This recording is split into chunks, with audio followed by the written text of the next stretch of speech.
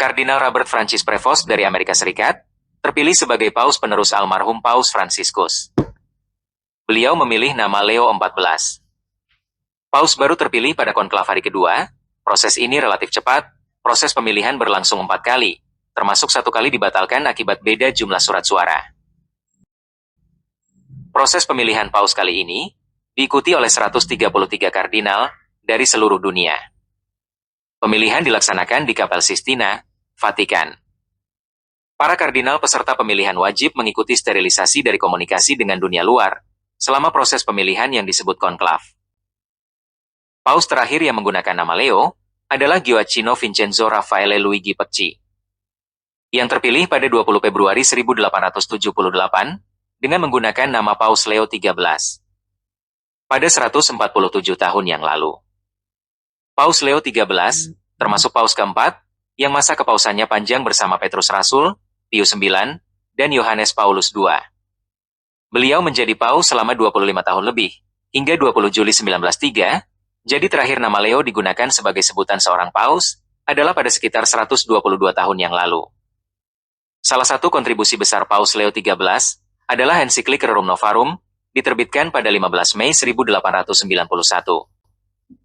Rerum Novarum membahas hak pekerja, menolak sosialisme sebagai solusi, mengatasi kemiskinan saat itu akibat revolusi industri, membela hak milik pribadi dan peran gereja, negara, majikan, buruh dan serikatnya.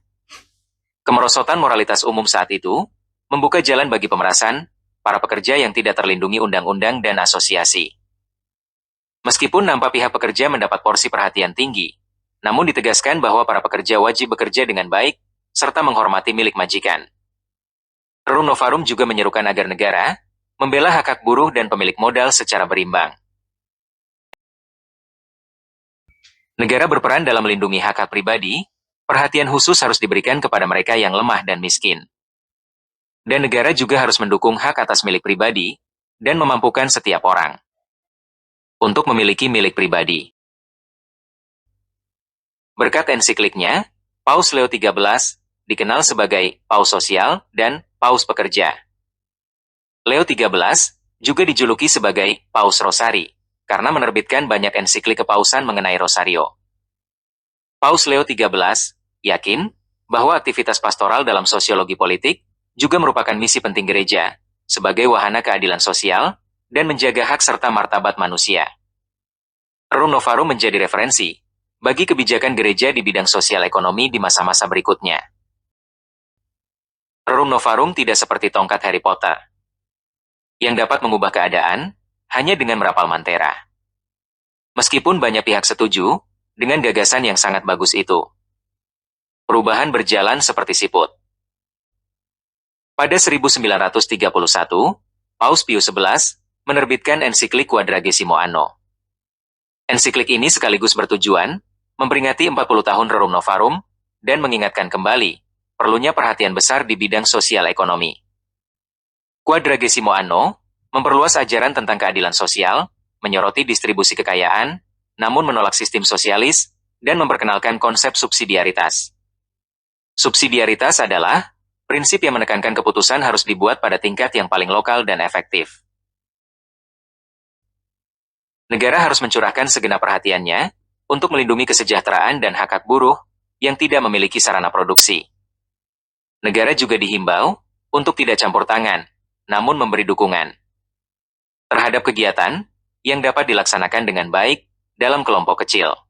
Setelah Quadragesimo Anno, beberapa ajaran sosial gereja diterbitkan, dan satu di antaranya merujuk kepada Rerum Novarum.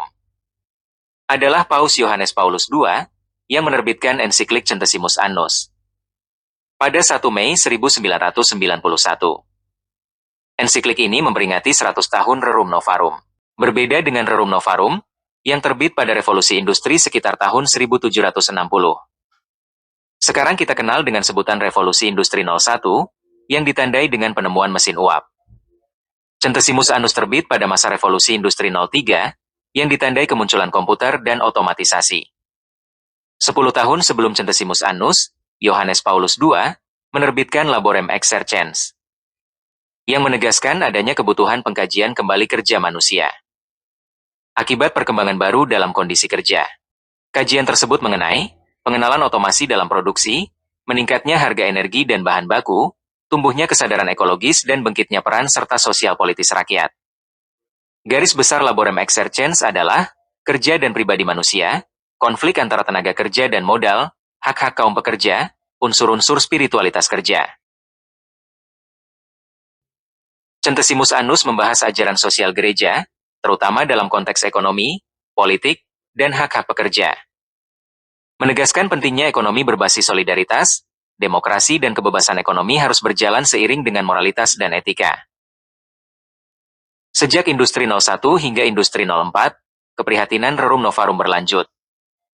Kita ditantang untuk mematahkan ungkapan Plautus, homo homini lupus, dan mengubahnya menjadi homo homini socius, seperti pernyataan Seneca yang hidup 200 tahun setelah Plautus. Semoga esok lebih baik.